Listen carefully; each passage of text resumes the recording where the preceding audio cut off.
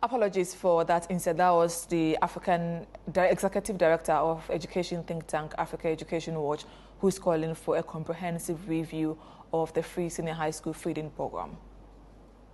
The school feeding program requires a holistic review, apart from its obvious governance issues. The program seems not to be well targeted.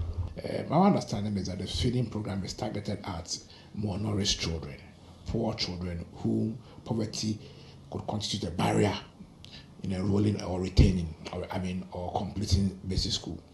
If that is the case, then the school feeding program should be targeted using the multidimensional poverty index. Unfortunately, you have a situation in Ghana West, for instance, a district that ranks about 20 or so in the multidimensional poverty index.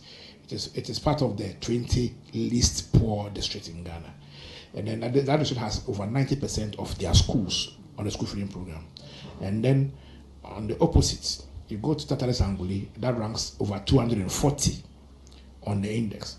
And then they have only 17%. 1/7 of their schools benefiting from the school feeding program.